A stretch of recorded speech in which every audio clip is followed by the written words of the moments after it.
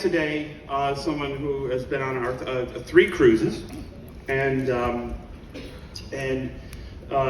known her for a very long time. She hails from Kansas City, Missouri, and she is just one of the top stars in the blues. And again, how about it for the ladies and gentlemen? Like, just kicking ass. Our last guest is the one, the only Samantha Fish.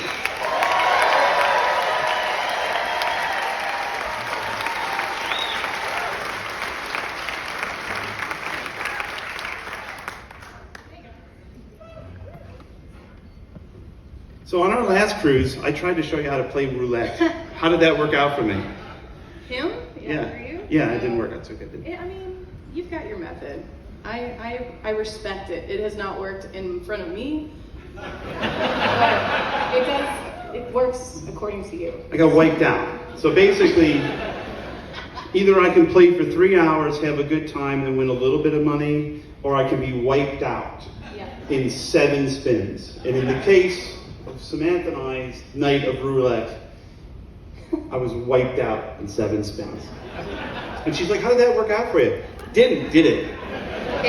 Not that night. No. Couldn't pay the bands on the cruise, man. It was kind of terrible. Almost went bankrupt. That's gambling, though, isn't it? I mean, That is gambling. but we have so much fun.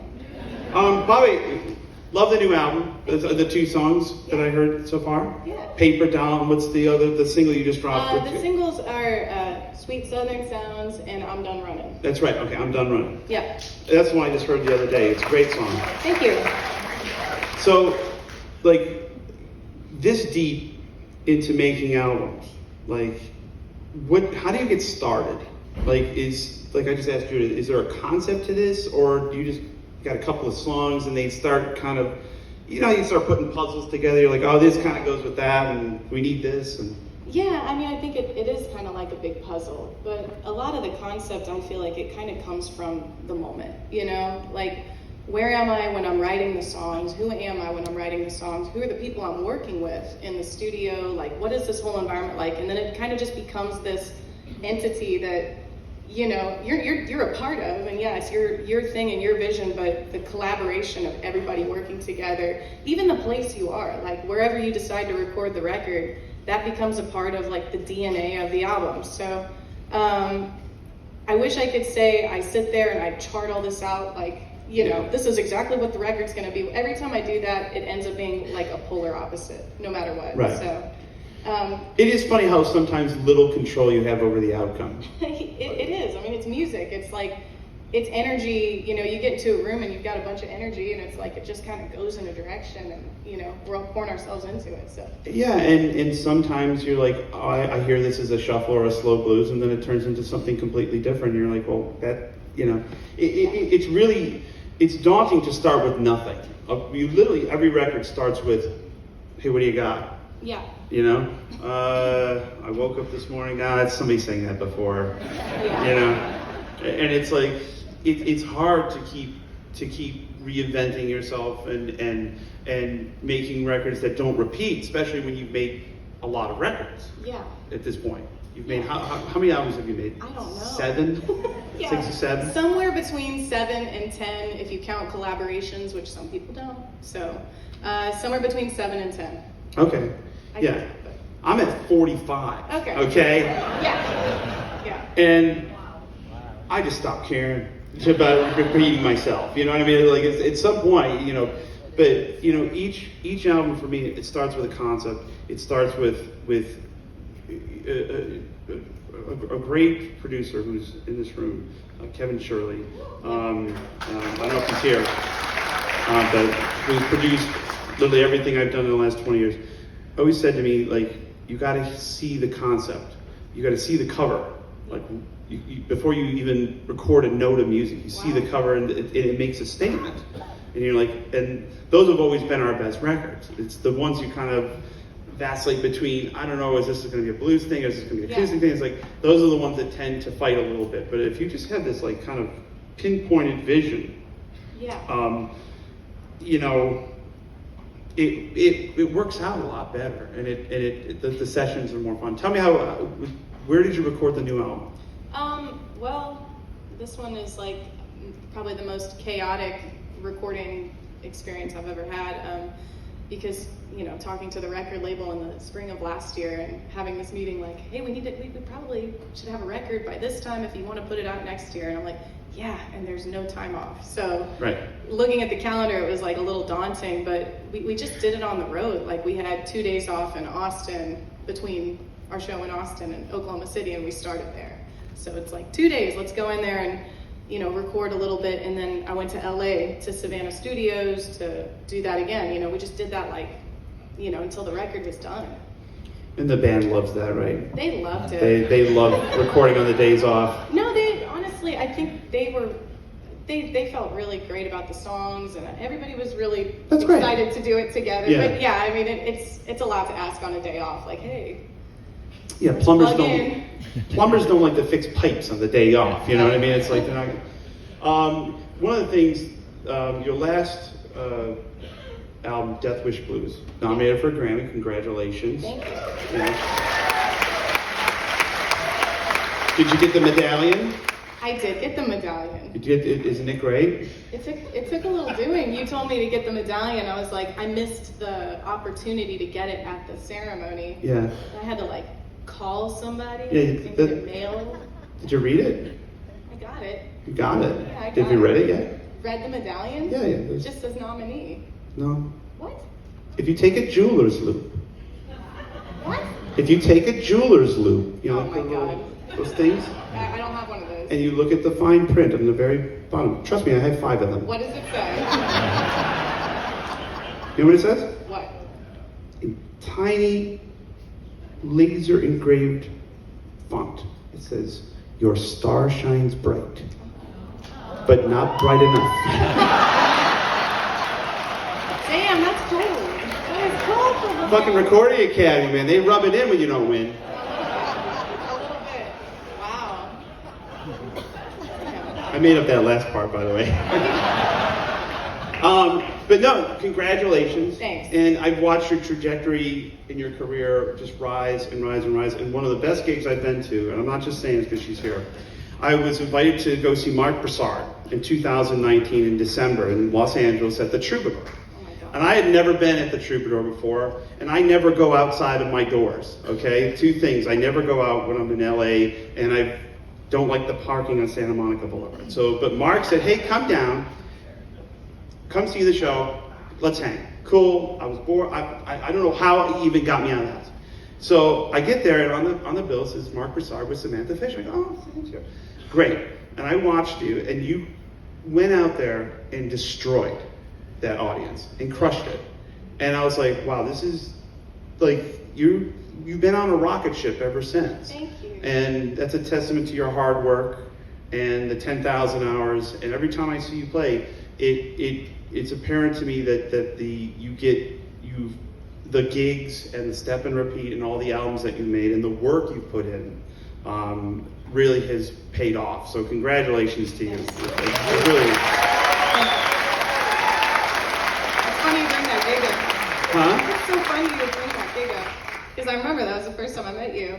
Yeah. I think we all agreed as a band it was like the worst show we'd ever played. Really? So I'm glad that you I just mean it's crazy how like your perception when you think things are going wrong, and you thought we did all right. Do you know damn, that's great. You know what I find the difference between your best gig and your worst gig? 5%. Yeah. Right. And it's the gigs that you go, oh my God. I gotta give these people their money back. This is terrible. By the way, you're not getting your money back. You go, oh my God, I'm just clamming up. Terrible. It's terrible. Demoralized. I should quit. I have those sometimes. I right. hate that feeling. It's the worst. Your hands just doesn't land right on the fret. I mean, you're just behind the 8 ball. And the gigs that you go, oh my God, we were slamming. It's 5%. And the people that have come to 30 shows. On your worst gig, they're going to go, oh my God, there's something different. You guys were on fire tonight. And you're like, were you there? It's true, right? It's true. It's true. Yeah. You never perceive the gig like other people perceive it. In this case, me. Exactly. Yeah. Oh, it's so funny because I remember meeting you for the first time and I was mortified. Like, wow, we really blew it. And no, I thought it was amazing. So you're from Kansas City. Yes. Now, Kansas City. Now that is a as opposed to Littleton, Colorado, Todd's hometown, Yeah. that is a blues town.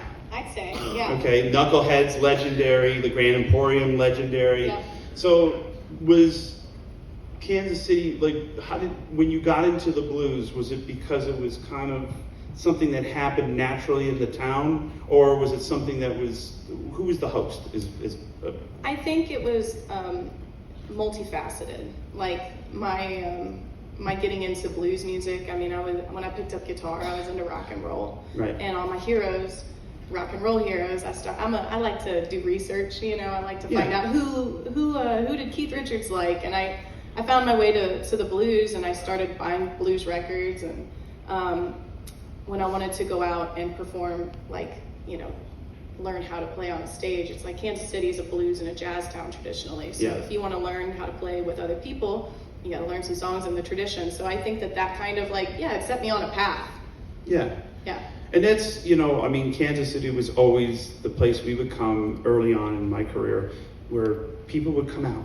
Yeah. They support live music. I think so, yeah. And there was always a place to go. Like, I feel like there were a lot of opportunities. Like, any night of the week, really, I could just go, I just go here and sit in. And honestly, I mean, just putting that work in on the stage, you get so much more out of it than just doing it on your own. It was like very, like, just, you're on a rocket ship at that point, learning fast. I fear now we live in an era where people literally sit at home with backing tracks. Yeah. And they make videos of themselves playing, and that's performance. Yeah.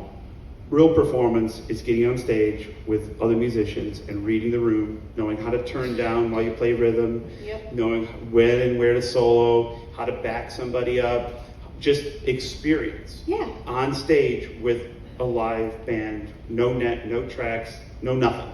And having that experience, it pays off every time you walk on stage, because you know what to do. And if something goes wrong, you know how to get out of trouble. Exactly. I mean, and you can only learn that in that setting. I mean, I anytime I talk to somebody young who's getting started, I mean, that's like the first thing. Like, go find a stage. Like, get over the stage fright, and maybe you don't always get over that, but you know, just just start pushing through that. Learn how to play with others. Read people. Yeah. You can't read people when you're sitting home alone making a video for YouTube. It's a skill, you know. Yeah, I usually try to, because I can only see in my shows about 3 rows, and usually it's the lady like this. She's in every show. That's why I tell them to turn the PA up. She can't hear it. She's the most dedicated fan. She's at every show. Yeah. Oh my God. She's like $2.99 for this. Anyway, it is important. Because when you are on stage and you read the crowd, it's like, how do you bring them in? I learned from Buddy Guy. He brings the stuff so quiet, and then people just come in, and then he blasts them back. And it's like, it's just the coolest thing in the world when it gets super quiet. Dynamics. Yeah. You live in another music town. You live in New Orleans. Yeah. What brings a girl from Kansas City to New Orleans? Why'd you settle down there? God, they're just like, there is something there that feels, I mean, there's a grit and a truth and like an inspiration as a songwriter for me. You know, like, I don't know, New Orleans just has this incredible spirit, and all my heroes went there, you know, my rock and roll heroes made this pilgrimage to New Orleans, so it always felt like this romantic, poetic kind of a place. And you know, there's just so much great music made there, and it's not like any other place anywhere. So I just kind of fell in love with it, and at the time I was building a band with some members out of New Orleans, and my manager didn't live too far from there, so it kind of just made sense logistically, and that's what I pinned everything to, the logistics, and then I fell in love with it, and I really like it. How long have you been there? About 8 years now. Wow. Yeah. Wow. It's New Orleans. Time flies.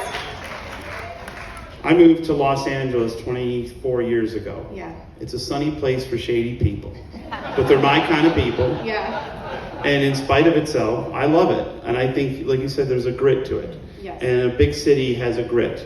And it does help the music. There's a toughness that seeps into you. Yeah. You know, when you move to a place like New Orleans or New York City or, you know, LA or, you know, London or whatever. You can feel it in the music. What was the first record you made being a resident of New Orleans? And did you notice the sound changing immediately, or did it kind of take a minute?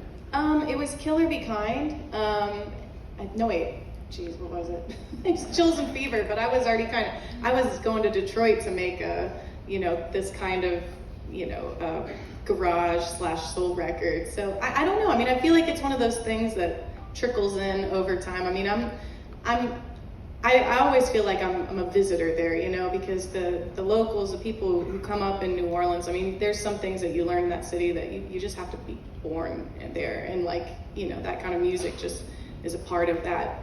And I feel like I'm really lucky to get to absorb what I absorb, but I also I'm an observer and just like a fan and an admirer of the city. But I feel like it trickles in here and there, Is there any pushback from people moving from outside of New Orleans into New Orleans, going, you're just somebody from one of those out of towners? Like I get that in Nashville a lot. I feel like that's in every major city, especially music cities too, But I was expecting more of it, and I felt embraced, which kind of surprised me. Like I felt a lot of love when I moved there, and I didn't know what to do with it. I was like, okay, it was a surprising feeling. So. Yeah, I mean, that's great. I mean, I've had a different experience in Nashville. Yeah. Moving from LA to Nashville primarily, but I still live in LA. But I moved there, and I kept my California plates because they say Bonahoo on them, and zipping around Nashville. And there's some pushback, and some of the musicians are like, oh, so what are you here to do, sessions now? And what are you going to go country now? And blah, blah, blah. And I go, listen, man, let's just cut right to the chase. I'm here for the sweet, sweet, sweet tax incentives. No state income tax. There you go. So you can go fuck yourself with your hillbilly bullshit, okay? Sorry. See, my parents are here, and my mom always says, like, Joe, inside voice, outside voice, inside voice. Be kind. Just don't say those things out loud. Anyway, thank you for doing this. It's always a pleasure to see you. Samantha.